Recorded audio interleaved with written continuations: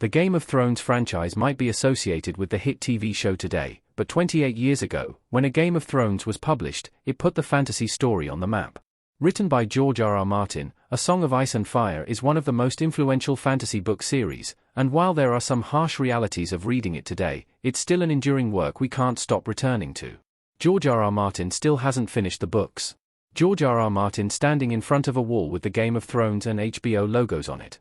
Photo by Jennifer Greylock, INSTARIMAGE.com. Game of Thrones might be the best fantasy show on HBO that's finished airing, but A Song of Ice and Fire is far from over, and it seems like it might never end.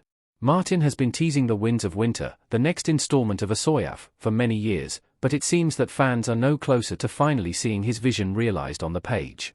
A Dance with Dragons, the fifth and most recent book in the series, came out in 2011, so it's not unsurprising that some fans have begun to lose hope for the franchise's future.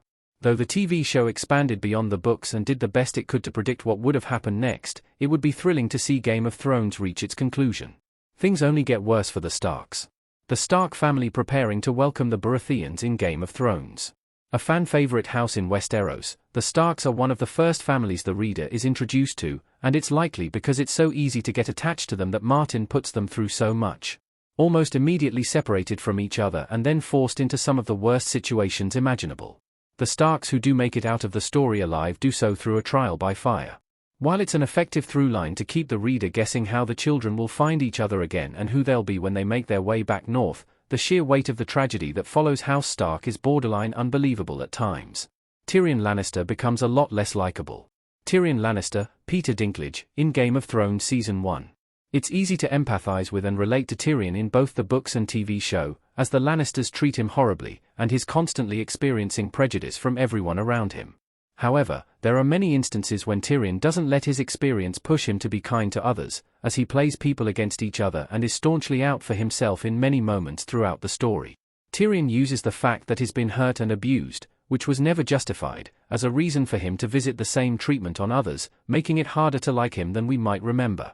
Though he's often the smartest in the room and delivers the best one-liners, this doesn't make up for the fact that he isn't afraid to be cruel. Daenerys' story is pretty messed up. Emilia Clarke as Daenerys Targaryen in Game of Thrones pilot. There's little question that Daenerys Targaryen is one of the best characters in Game of Thrones, and even the show's disservice to her in the final season of the series can't change that. Reading her point of view is a highlight of A Game of Thrones, as it's so markedly different from the other characters. However, she goes through a lot, and it can be difficult to stomach. She undergoes sexual violence, physical abuse, the loss of a child, and much more in just the first book, effectively reborn into a new person by the end of the story.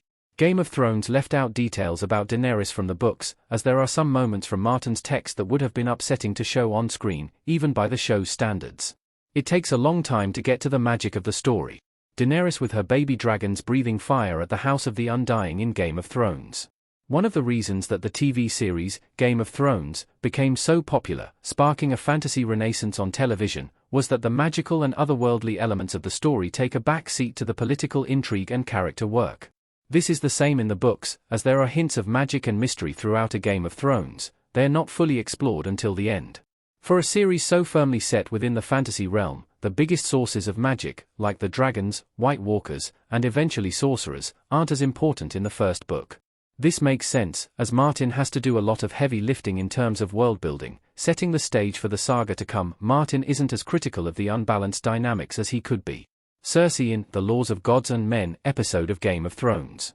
When reading books that fall into the category of medieval high fantasy, it's not uncommon for the stories to be set in antiquated and frankly, deeply sexist, worlds.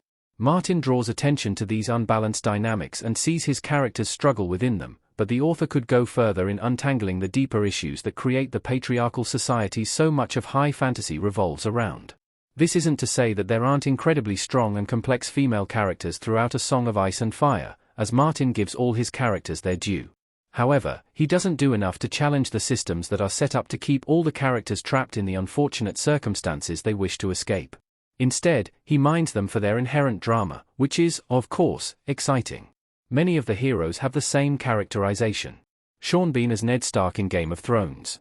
The traditional heroic protagonist archetype doesn't really have a place in a book like A Game of Thrones. This becomes abundantly clear through the characterization of Ned Stark, who attempts to stick to his honor and noble sensibilities, and ends up with his head on the chopping block. However, he isn't the only hero type who doesn't have as much going on as the other characters.